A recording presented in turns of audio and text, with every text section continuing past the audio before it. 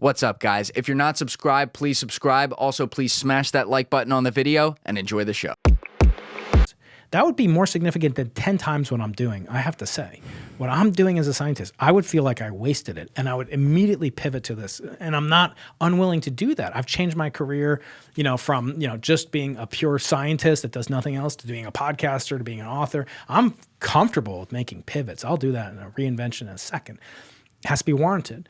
And so don't make an enemy out of scientists who spend their frickin' jobs looking at space in many different domains, from the radio to the X-ray and everything in between, from gravitational waves and then their partners in the theoretical sciences. Don't make enemies out of us just because we disagree with your innate feeling, which is only a feeling, which is ultimately psychological in nature and not scientific, that aliens must exist, and maybe even that I've had an alien encounter. We're not even saying that. Don't make enemies of us. Partner with us, work with us, support us, get more funding for research into this. I just had, I'm going to be meeting with my friend David Spergel, who's the president of the Simons Foundation, which funds my research in cosmology. He led the NASA study panel on UAPs. And people came out, oh, he's just he did a terrible job. And of course, he's just speaking the party line, because it came out and it didn't show that there was credible evidence. Even they didn't say that there's no evidence for it. They just said that 90% plus can be explained by pedestrian means. And they gave multiple examples of these phenomena, from atmospheric effects to government, to spies, to drones, to DARPA, all these different things. They give examples, some of which are redacted and classified. And there's 10% left over. But that also doesn't mean, there's a 10% chance Elvis is still alive. You can't fault David Spergel. You can't fault the members of this panel, which are esteemed astronomers, physicists, military personnel. You're just fighting a losing battle.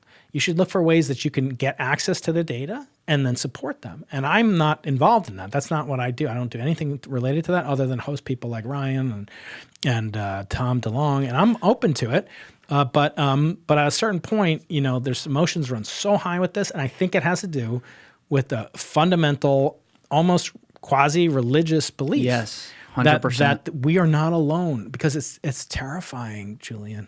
If we're alone, isn't it terrifying? It's scary. Yeah. So I think it's that animates people. And I'm sympathetic to the people that want to believe, but no scientist should ever say, I want to believe. They should say, I want more data. That's the thing, though. People aren't just looking for the truth. They're looking for the truth they want to be true.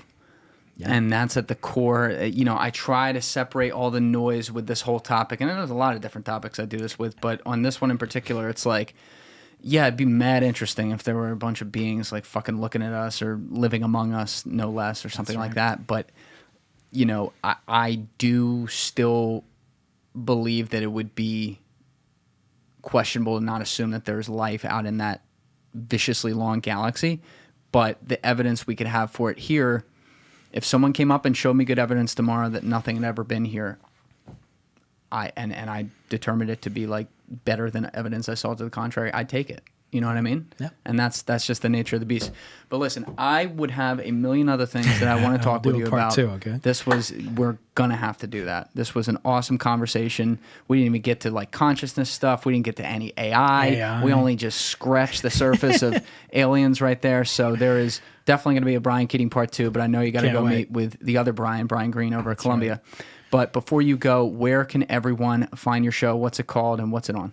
So it's called Into the Impossible podcast, and on my YouTube channel it's called Dr. Brian Keating, and we cover everything from the brain to the Big Bang, everything in between, from the cosmos to the consciousness. And I am interested in basically anything scientific because I want to pay back a debt that I owe to my heroes like Carl Sagan, like Brian Greene, like Stephen Hawking, that inspired me that I could become a scientist. And they inspired me not through their scientific papers, which I couldn't comprehend until relatively recently. They inspired me through their popular books. And I endeavored to explain it, never to dumb down. People say, oh, you're good at dumbing down. I hate that. I don't want to dumb down. I want to treat you with respect and say, I'm going to encourage you to have that stretch goal. Like I say, these podcasters with 3,000 subs get to 10,000. Give me something to inspire you. Give me a hook. Give me an in.